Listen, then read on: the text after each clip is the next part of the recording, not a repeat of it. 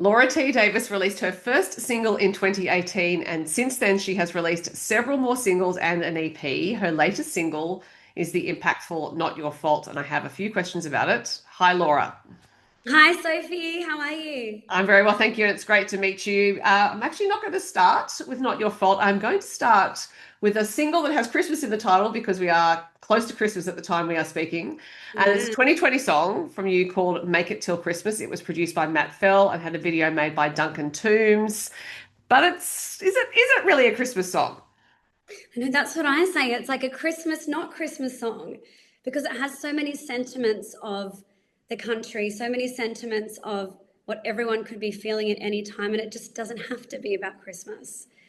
And I really wrote that song with the analogy of Christmas, the analogy of that hope that we can get there if we can just make it till Christmas. Hmm. Yeah. So what was the spark for that song? Was there any one thing in particular?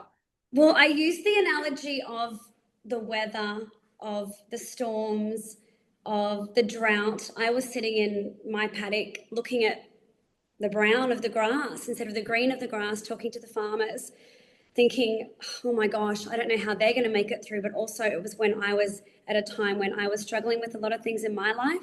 Mhm. And so there is that line when I say, has it been a very good year, been crying many tears? And then I say, I can't find a single spark, not in this weather. So that was my kind of metaphor for literally the weather. I don't Yeah. know how we're all going to make it through.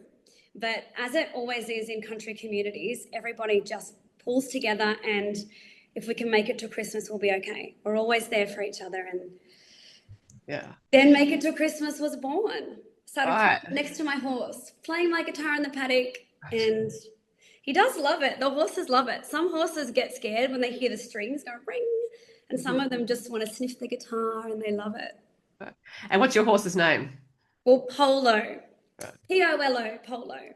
And have you been riding since childhood? Yes, yes. I Animals are my way of connecting with my healing. Mhm. I can't live without my animals. I would rescue every animal if I could. Right. I have a lot of rescue dogs. Okay. Almost a year to the day, my little scruffy little Fluffy passed away, and she was 18. And I Oh, wow. scooped her up from the side of the road. So she was definitely given to me. 18 is a very good age for a dog. I know. I've got a little Chihuahua Bambi, and she should have made a cameo, but she will next time. And she's 14. So I'm Okay. crossing my fingers. We can make it to lots more Christmases, I think. Yeah. Well, it sounds like your animals are very well looked after if they're living this Oh long. gosh, I would do anything for them. My horse Polo, he's 29. Okay. 29. He was an expeditional polo horse and he's a thoroughbred, so I've had him for a long time and yeah. So he's now enjoying life in your paddock rather than being rushed around a polo field, Yeah, which is pretty intense actually for horses, polo. it's very intense. And I've had another off the track thoroughbred. That was my horse Bonnie. She passed away. That's another catalyst we can talk about if, for Not Your Fault as well. But yeah, they little things you notice with them when they have been on the track or they've done something stressful, they can almost shut down, kind of like a human. And then you watch their personalities come back to life when they realize they don't have to just get up and work and do this and do this. Right. They can just shine and get love. And he was worked too hard, I think. Right. But he's very gallant and very stoic. Right. So I remember once a friend who did a lot of riding. Yeah, she was very attached to her horses, and she said, "Well, I'd never heard it phrased this way." And as soon as she said it, it made sense. She said, "Well, you're sitting on their spine, so you do have this very close connection to them, and that's why seat can transmit so much to a horse. I think a lot of people who haven't ridden would think, oh, it's all in the reins or whatever, but you can communicate a lot just with how you're sitting and how you move your feet in the stirrups, and the horse can pick all of that up because you're sitting on their spine." oh, that's exactly right. And they are so sensitive. You can put like a feather next to them and then you just see their skin just move. And they teach us so much about ourselves, like with equine healing. And it's honestly like transcendental meditation to be with a horse. That they can hear your heartbeat. I think it is from like 200 meters away. Oh, wow. They're Okay. so in sync with us. Yeah, I mean, I know they are not native to Australia. However, they have been here for a long time, and horses are all around the world and do amazing things. So it sounds like yes, Polo's having a good life along with your dogs. And you do have a 2021 song called "Rather Live in the Country." And again, this is a song where I was thinking, oh, is Laura going to be singing about being a city dweller? But no, you were talking about basically being in the country and how you would always much rather be there than I've be got all anywhere these misleading titles, don't I? Keeps That's me good. It's a bit intriguing. curious for everyone.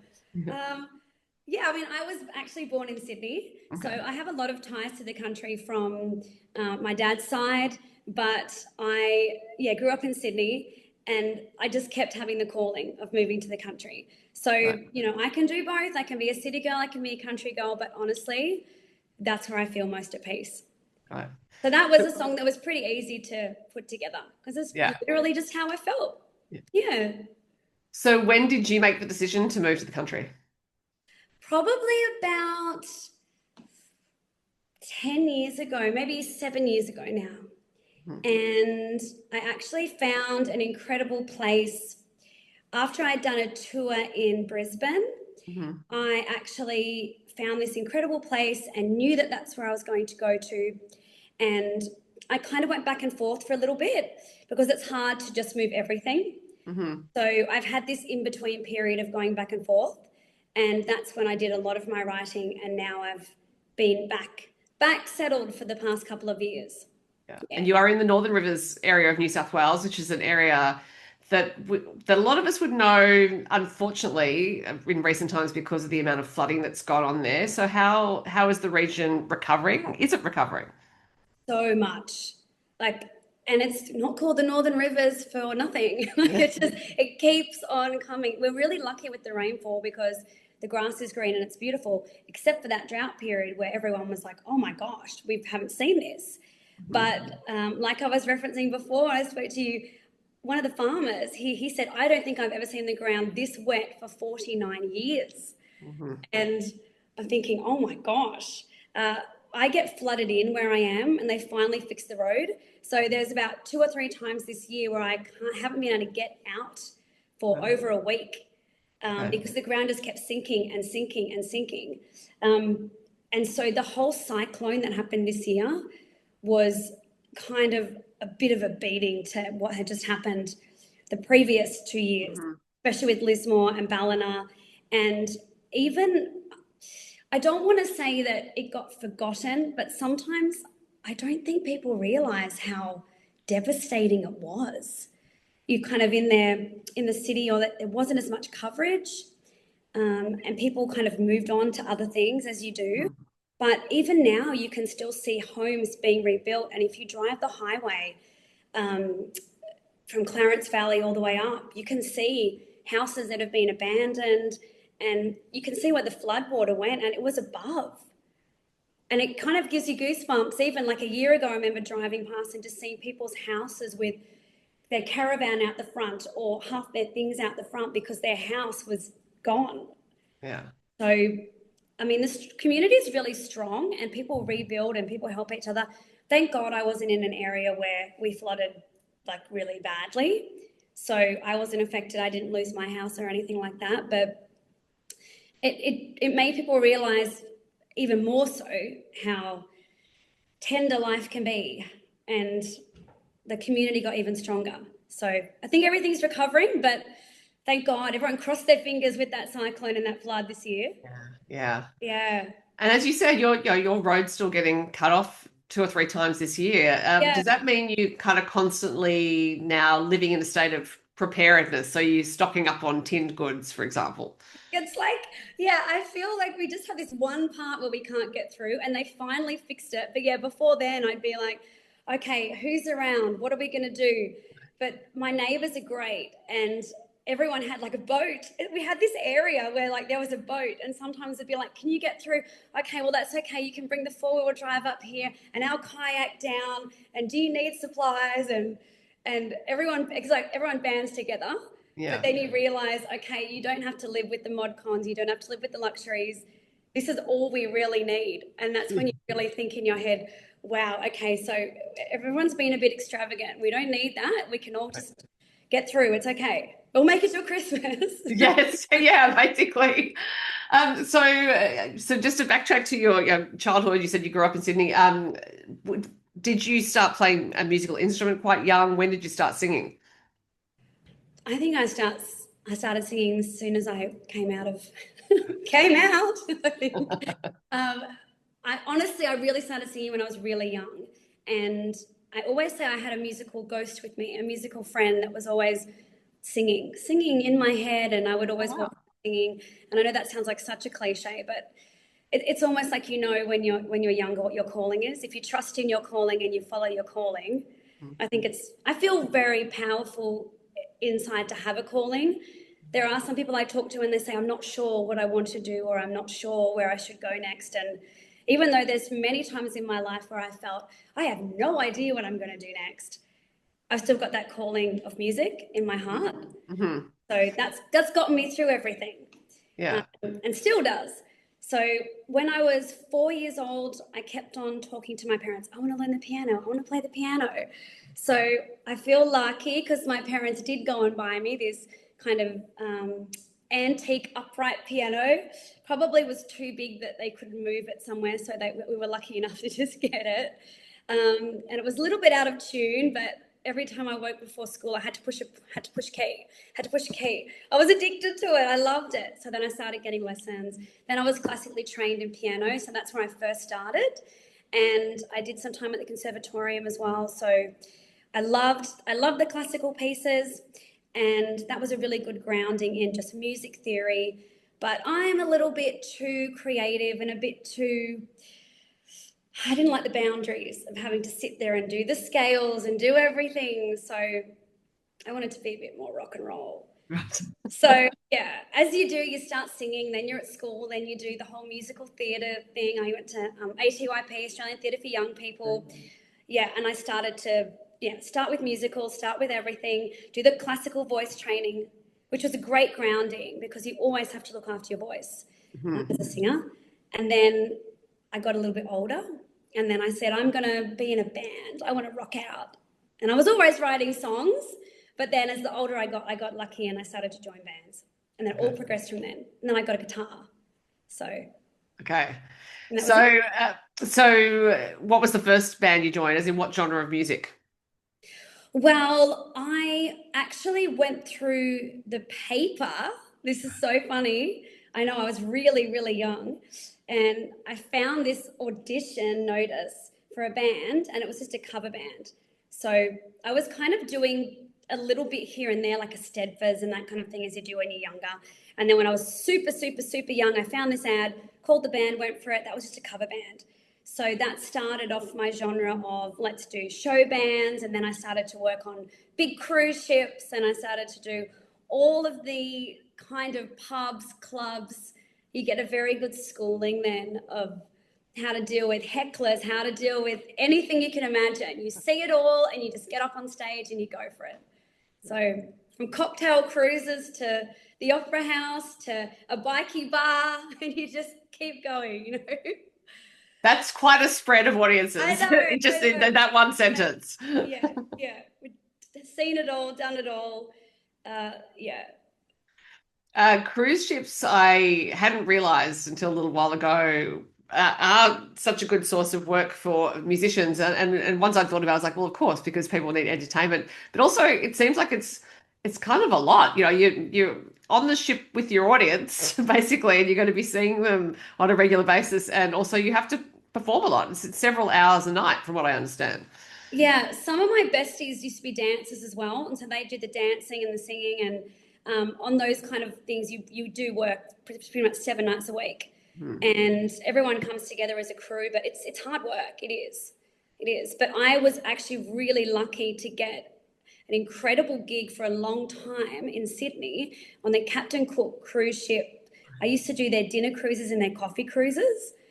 So, like, what a gig to have. I was so young, and I just used to get to drive to King Street Wharf, Oh, yeah. get on the boat at like 6:45, and it was 3 levels. And so I'd be on the top level or the middle level, and they'd have 3 levels of music.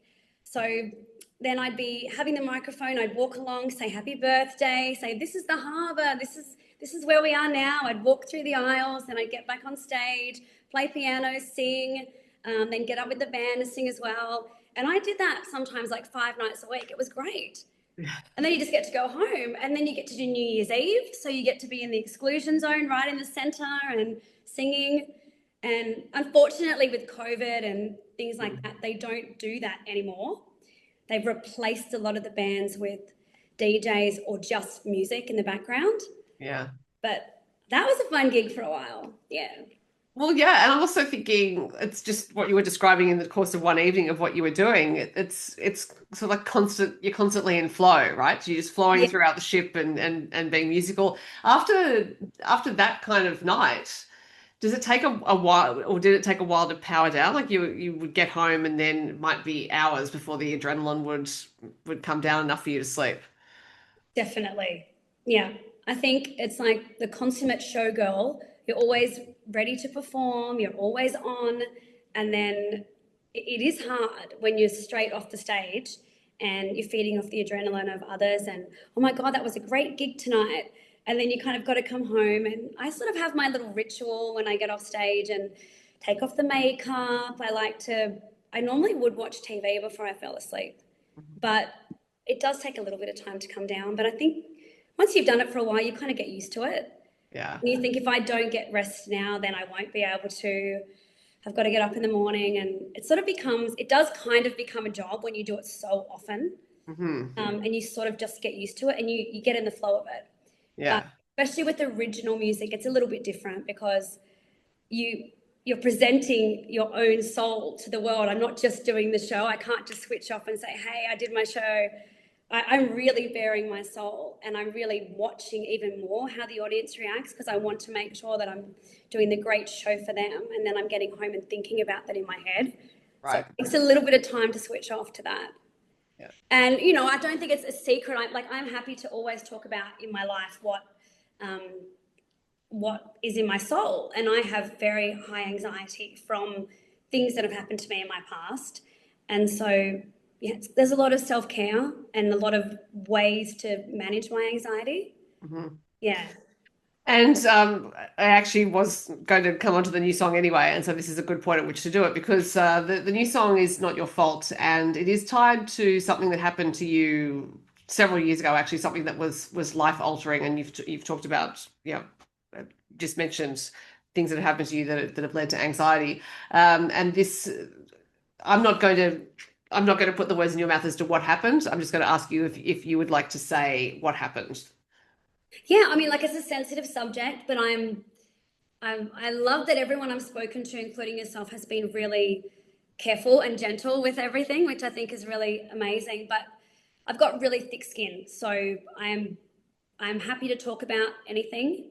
And so, Not Your Fault is a song that I wrote because, trigger warning, maybe to some listeners, I am a victim survivor of extreme sexual violence.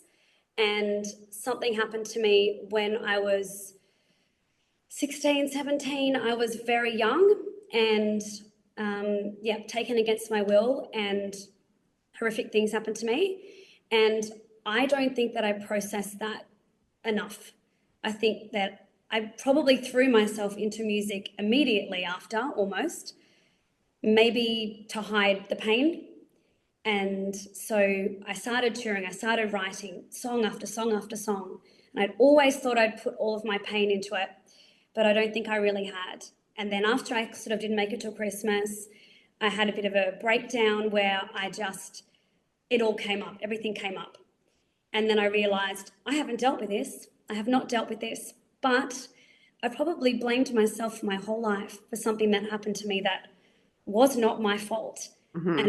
those three little words that rang true in my mind, you have to tell yourself it's not your fault. You have to forgive yourself. You have to look in the mirror and say, even if it takes you a million times, it's not your fault.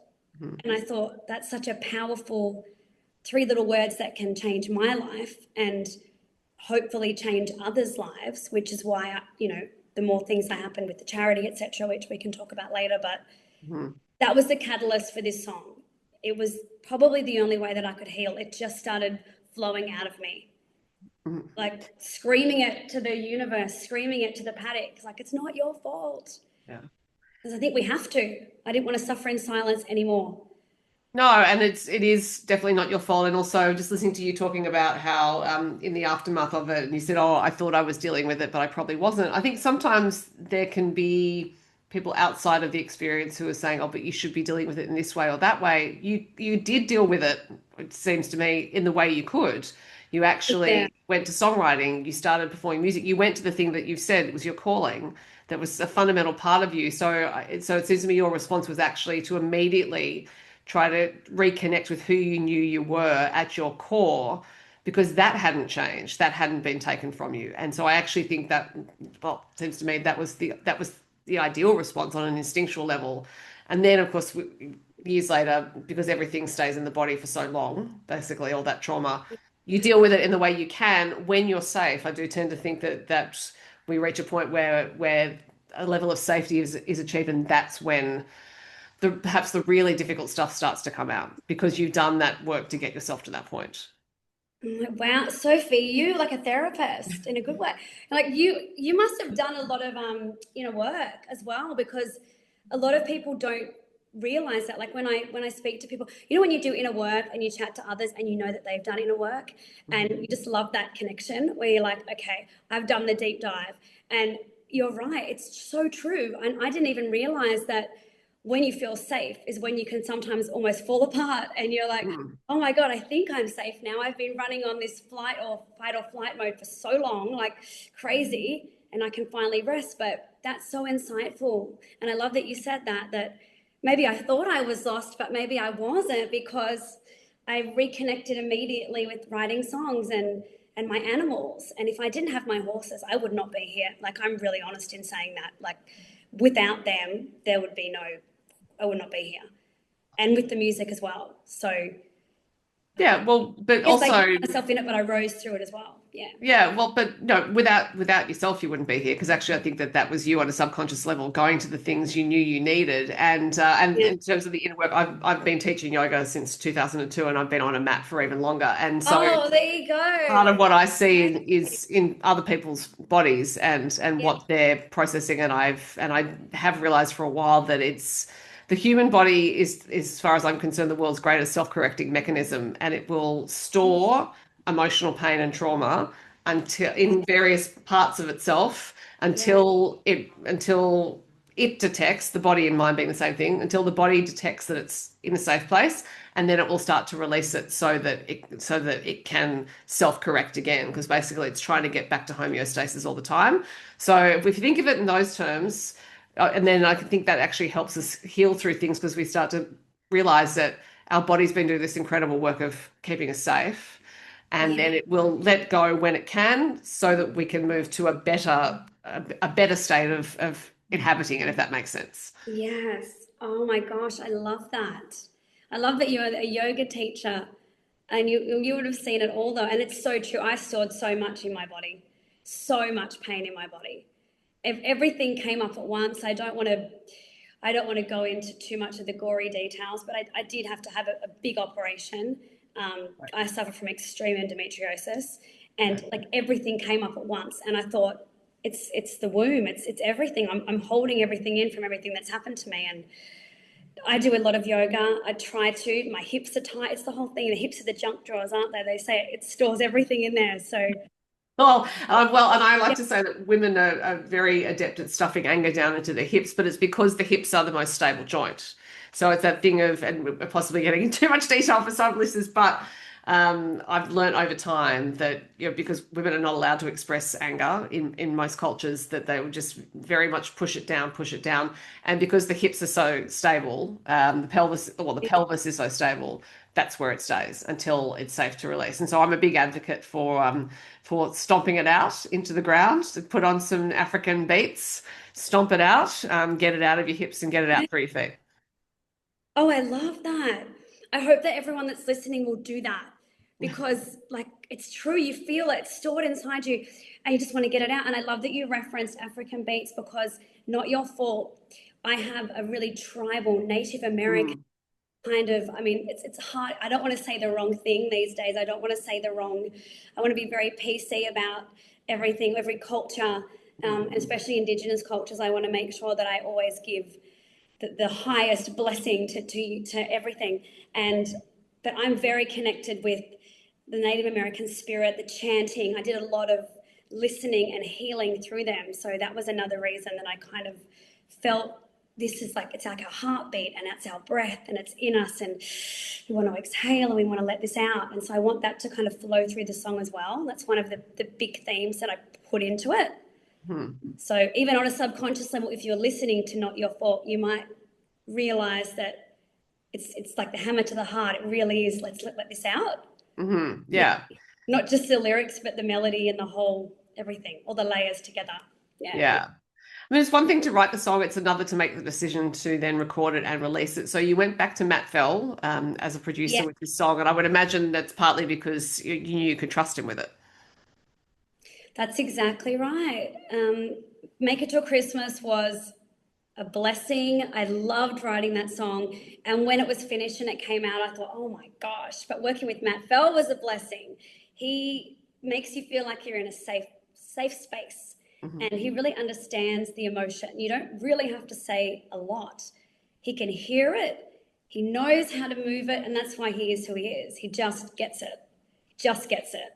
And for this song, I felt so honored that every single person who's worked on it with me and who's come into my life, including yourself, has had such a beautiful energy to just, it's almost like a cleansing, a healing, and it needs to come out and be shown to so many. And yeah, so working with him, sorry, going back to that point, yeah, working with him again was a blessing. And he's put his magic on this one, definitely. Yeah. Yeah. Did you travel to Tasmania to record it? Because that's where he is these days. I wish I could have, because yeah, Make It to Christmas was in Sydney. Okay. And then, oh, I wish I could have, but we had to do it remotely this time, which was a little bit frustrating, all the back and forth. But so I got to record it, my vocals locally. And then I'd send him the demo before I did the vocals. And immediately, as soon as he started sending it back, I knew, okay, he's got it. He knows what I want. There's a lot of tweaking because you have to get different drums and everything, bass, guitar, the whole lot in, the keyboards, everything. And then I went into the studio and did the vocals, and then they get sent back. And then you kind of go back and forth. And I still worked with musicians here and there. And so next time I would love to go to Tasmania, and we spoke about that. I'm like, I'm coming there. I'm coming there next time. But I think it's lovely that you also made a lot of it near home, because that's also part of the safety of it, I think. yeah, I like that because it was written in the paddock, and yeah, so we brought all the elements together. Yeah. So now, in conjunction with this song, you have partnered with the organization Got Your Back Sister. So please tell us a bit about them and why you're working with them. Oh, so Got Your Back Sister is an incredible charity. They were established in 2016, and to date they've helped over 1,200 women, which is amazing. They have a very clear mission statement, which is to help women and children who have escaped domestic violence to thrive. And they have so many different ways of support, household furniture, finding them safe spaces, and then ongoing support with yoga courses, self-defense. There's so many ways that they just keep on providing support. And they just did their biggest event that they have of the year, which is called I Run For Her, which is it's kind of Australia-wide. People can set up their own kind of running groups, and then you raise as much money as you can. And I actually saw that ad because they are based in like Taree, Hunter region down there. And I actually saw that ad on TV because it was playing further up the North Coast, the mid-North Coast, and then all the way up here. And I thought, that's amazing. I love what they're doing. And I'm recording the song at the same time, seeing the ads, thinking, you know what? I want to give back. I want to help as much as I can. And it's been a lot for me because I have to listen to these stories of what's happened to women, and then it brings me back to what happened to me. And I wrote about one isolated incident, but it's not only one isolated incident for me. That was like a massive tipping point for me. But there have been other things before and after that. And it's painful But when I heard this charity, I just had to do what I could because I don't want to, if I'm not suffering in silence, and I know that there's a lot of people that are, Hmm. if I can get that song to them and give money to them and help, then that's what I want to do.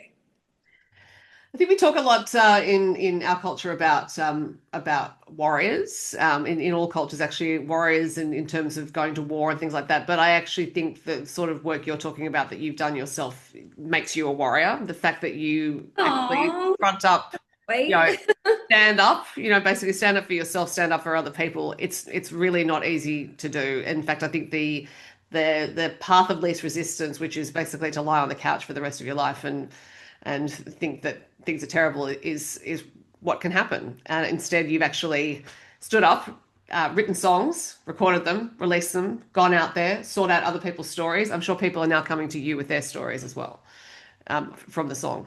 Many, so many. Even like I keep everything confidential, but even people close to me that I never would have expected that they had been through something so horrific, they have told me their story.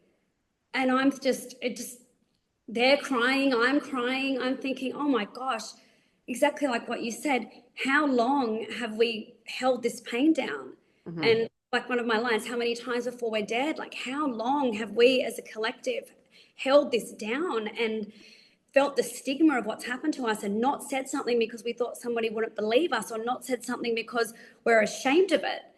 Hmm. It's too much. But and people have said thank you because this has made me realize that it isn't my fault. Hmm. And to me, that, like you said, like I've never thought of myself as a warrior. I've hated myself and blamed myself for the longest time for what happened to me. And I'm finally seeing that it's okay to like myself. It's Hmm. finally okay to be okay. It's finally okay to stand in my power and take it back from the people that took it from me Yeah. and everybody else. So yeah, I get Yeah. emotional thinking about it, but this is Yeah. why Well, because this. I felt it like my is. ancestors were with me, and it's like an ancestral cleanse. We're all rising up as women and saying, like, this is enough. Yeah.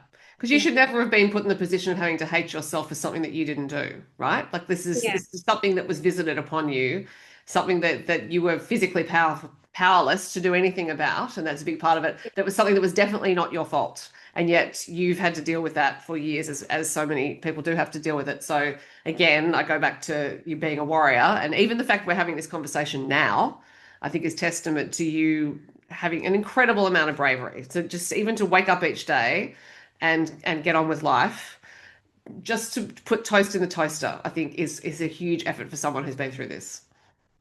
that's. I mean, I get emotional when you say that. Thank you so much, Sophie. But I'm, yeah, the amount of work I've had to do to get to this point Hmm. is big, a lot of work. Then I know a lot of people have to go through the same, or they haven't had the support or been able to go through it. So I feel like songs can become our best friend, and Hmm. sometimes a song can save your life. So, Yeah. you know, when people say that cliche and they say, oh, if it helps one person, you've done your job. And I'm like, yeah, but I want to help 100,000 people. Like, let's help more. Like, let's do it. Even if Yeah. you just listen to this song for 4 minutes, and if you're in a position where you can't love yourself yet, or you can't get out of where you are, I wish I could just reach in and help anybody who's oppressed or just can't get out of somewhere. But if this song helps you just see it through till the next day, because sometimes Hmm. that's all it takes. You just need something just to get you through the night. As John Lennon said, you just need something. And sometimes that was all I had, my music. And this song now, I'm like, wow, I can breathe. I've actually put something out there, and oh my gosh. So my Yeah. little quote with this song is: the first time you listen, you might cry. The second time you listen, you'll heal. And the third time you listen, you'll be ready for action. I hope. I hope. Yeah. I hope Yeah. it will. Well, and also I think it's part of the beauty and power of music is that it's 4 minutes, but that's something that people can access. Like you don't need to be watching a movie for 2 hours to understand it. It's 4 minutes. You can take it with you. You can carry it in your brain. Playing it over and over again as an earworm, whatever it is. It's just that succinct bit of power that can go out to people. That's it. All about turning that pain into power. That's exactly the song I wanted to empower others. Because when I hear it now, I think maybe you did climb the mountain. Maybe you did get to the end. Yeah, So I I think you hope did. anyone else that listens to it feels the same way that I do.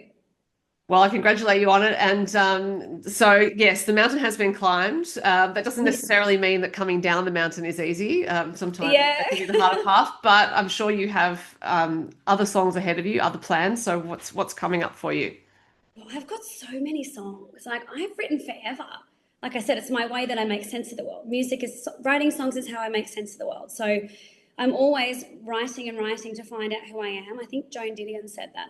I love my writers, so always referencing my writers. But I'm writing to find out who I am.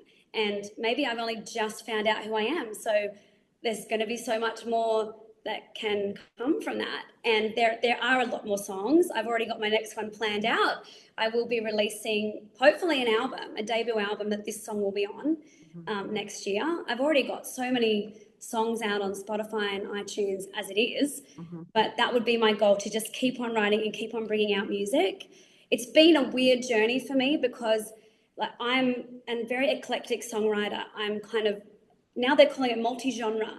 I guess I'm a multi-genre songwriter, and I love that because when I was younger, I was more sort of indie pop, but then I branched out to rock and country as well. So I just love that I don't have to put myself in a box. I found it a little bit hard to find my pack, as they say.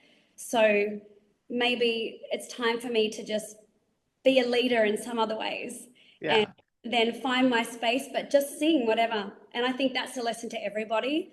Don't try and follow the crowd. Don't try and follow, the pack. Try and surround yourself with the ones that care about you, but always ultimately head out and lead your own way. Don't worry about fitting in. Just stand out. Don't worry about it. It's true, I, isn't it? yeah, it is. Yeah, Yeah. yeah. Oh, yeah. Look, there's so much messaging that goes on to get people to not stand out, right? Because that can be inconvenient for everyone else if you're standing Yes. out. But I'm Yes. with you. Go ahead, stand Yes. out. And with this song as well, I'm thinking, oh my God, I did this little reel and I thought, when you put this song out there, everyone's going to know what happened to you. Hmm. And the pieces might come together of like, oh, why was she so anxious? Why was she so this? Why was she so that? And I'm like, people don't realize we're all struggling with something underneath, every single one of us. So we just have to be kind to each other because we're all carrying a big, heavy burden. Like, you would see it in yoga. People are like, Mm. exhale. But that's Yeah. it. That's the song. I'm out there now. So I'm happy to talk about it because it is guttural, it is visceral, but it's out there now. And I am a victim, but I am a survivor. I've been through this. So stand up, anyone who's out there, and just say it. If you've been through it, I know it, but just you can ring me or message me if you listen to this song and you want to chat about things. I'm there for everybody. I love that. Yeah. Well, Laura, I think you are a warrior. You're as well. Victim, survivor, now warrior. The song is not your fault. It is out now. And I'm sure you will have more people contacting you. But I've been very pleased to speak to you today. Thanks for your time. Oh, I'm blessed that you chose to speak to me. Thank you so much, Sophie. And you're a warrior too.